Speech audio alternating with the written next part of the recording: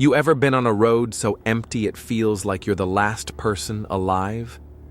That's where I was, driving through the vast nothingness of the Midwest, the night swallowing the horizon whole.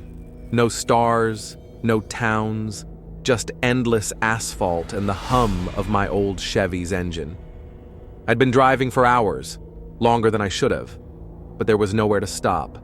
No gas stations, no motels, just miles and miles of pure black loneliness. My phone had no service. The GPS, frozen on a blank screen, blinking helplessly.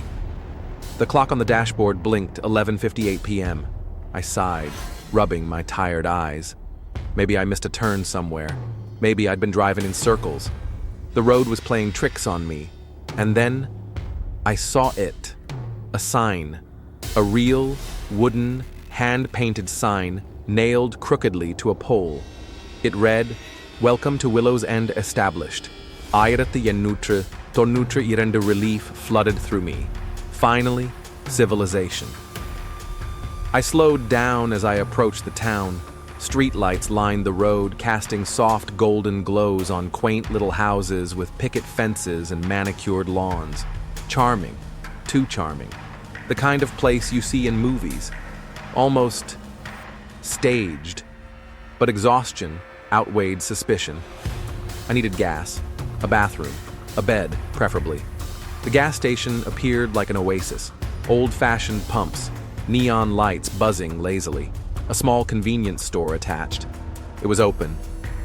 I pulled in, parked, and stepped out of the car. The air smelled different here. Heavy, sweet, like burning wood mixed with fresh flowers. Inside the store, a bell above the door chimed as I entered. An old man behind the counter looked up and smiled warmly. "Evening, stranger," he said, voice rough like sandpaper but not unfriendly. "Long drive?" "You could say that," I chuckled. "Where you headed?" I hesitated. Honestly, I wasn't sure anymore. "Just passing through." He nodded slowly, as if that explained everything. "You'll find no better place to rest than Willows End," he said. His eyes twinkled strangely under the flickering lights. I bought a coffee, some snacks, filled up the tank. As I paid, he leaned closer, almost whispering. "You'll want to find a place before midnight." I frowned. "It's almost midnight now." He just smiled, a wide, unsettling smile. "Then you best hurry." I left the store feeling uneasy. The town stretched out ahead, small and perfect, like a model village. The clock on the dashboard turned to 12 a.m., and suddenly, the town changed. The lights dimmed.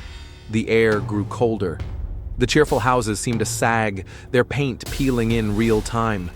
The flowers wilted. The sky shifted, dark clouds swirling over a moonless void. And the road behind me? Gone. Only dense, black woods where the highway once was. I slammed the car into drive and sped forward. No choice now. Find a place. Find shelter. I spotted a small inn down the road, old Victorian style, windows dark, but a sign swung in the wind. Vacancy. I pulled up, heart hammering. The building loomed over me, casting long shadows that seemed to move on their own. I grabbed my backpack and sprinted inside. The door creaked loudly as I entered. The lobby was eerily silent. No receptionist, no guests, just a small bell on the counter. I rang it. Ding. No answer. I rang it again, harder. Ding. Still nothing. Just as I was about to turn around and leave, a voice called out from upstairs. "Room's ready. Second floor. End of the hall." Chills ran down my spine. I hadn't even said anything. How did they know? But again, exhaustion overruled fear. I climbed the creaky staircase, my footsteps swallowed by the heavy silence. The hallway stretched unnaturally long, lined with faded portraits of people whose eyes seemed to follow me. At the very end, a door stood open. Inside, a small, plain room with a single bed. No TV, no phone. Just a dusty window and a nightstand with a cracked lamp. I dropped my bag and collapsed onto the bed. My body screamed in relief. Sleep came fast, too fast, and just before darkness claimed me, I heard a soft whisper from the corner of the room. "Welcome home." I woke up gasping, cold sweat dripping down my face. The room was freezing, my breath visible in the stale air. The cracked lamp on the nightstand flickered weakly. For a moment, I didn't remember where I was. Everything felt wrong, like waking up from a nightmare, only to realize you're still inside it. I sat up, heart pounding. Something was different. The room, it felt smaller. The shadows in the corners were thicker, almost alive, and then I heard it. A soft scratching sound, like nails dragging slowly across wood. I froze. It was coming from the walls. Long, deliberate scratches. Scrape, scrape, scrape. I forced myself to move, swinging my legs off the bed. The floorboards groaned under my weight. The scratching stopped. Silence. Maybe it was rats, I told myself. Old buildings like this probably had pests. I stood up, reaching for the door. It wouldn't budge. Locked. From the outside. Panic clawed at my chest. I jiggled the handle, banged on the door, called out, "Hello? Is someone there?" No answer. Only the sound of my own heavy breathing. And then, softly, almost too faint to hear, laughter. Childlike giggles coming from behind the walls. My skin crawled. I backed away, stumbling toward the window. Maybe I could climb out. I yanked the curtains aside and froze. Outside, the town looked dead. The streets were empty. The streetlights flickered sporadically. The houses were no longer pristine. They were rotting, caved in, decayed. And standing in the middle of the street, a crowd. People, or what used to be people. Their skin was gray, sagging, faces twisted in eternal screams. All of them staring directly at my window, motionless, waiting. I staggered back, heart racing. I was trapped, and somehow, they knew I was here. The whispers grew louder. They were inside the room now, voices overlapping, impossible to understand, but heavy with malice. "You can't leave. You belong here now. Stay. Stay." I covered my ears, squeezing my eyes shut. This wasn't real. This couldn't be real. The floor vibrated under my feet. The walls seemed to breathe, pulsing like a living organism. I had to get out. I had to move. Suddenly, the door creaked open by itself. A long hallway stretched beyond it, much longer than before. Endless. The portraits along the walls had changed. Their eyes bleeding, mouths sewn shut. Still, it was my only way out. I stepped into the hallway. The door slammed shut behind me with a deafening bang. The lights above me flickered and died. I was plunged into darkness. Only the faintest sliver of moonlight from the broken windows guided me.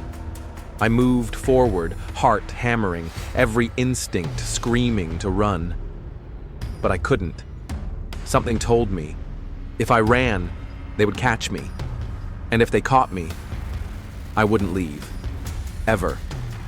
I walked, one foot in front of the other. The whispers followed me, slithering along the walls. The hallway twisted and turned unnaturally. Staircases that led nowhere. Doors that opened to brick walls. Windows showing places that couldn't exist. And the further I walked, the more I felt it. The town itself was alive, watching me, feeding on my fear. I wasn't just lost in a town. I was lost in something's stomach. At the end of the hallway, I saw it. A door unlike the others. Massive. carved with strange symbols that pulsed with a sickly green light, and from behind it, a sound. Not whispers, screaming. Dozens of voices, wailing in agony, begging, pleading. I knew I shouldn't open it. Every part of my soul screamed in protest, but I also knew there were no other doors left. This was it, the only way forward, or maybe the final trap. Hands trembling, I reached out. The door was ice cold. I pushed. It groaned open slowly. Inside, nothing. An empty, endless black void. And standing at the center, a mirror, tall, ancient, the frame made of twisted bones. I stepped inside, drawn toward it. My reflection stared back at me. Only, it wasn't me. It wore my face, my clothes, but its eyes were hollow. Its smile, too wide, too cruel. It raised a hand and beckoned. Before I tell you what happened next, if you've made it this far, you're already brave enough to face what's coming. Make sure you hit that subscribe button, because the nightmare's only just begun. I should have turned around. I should have run. But I didn't. Something inside me, the darker part, wanted to know, needed to know. I reached out and touched the mirror, and the world shattered.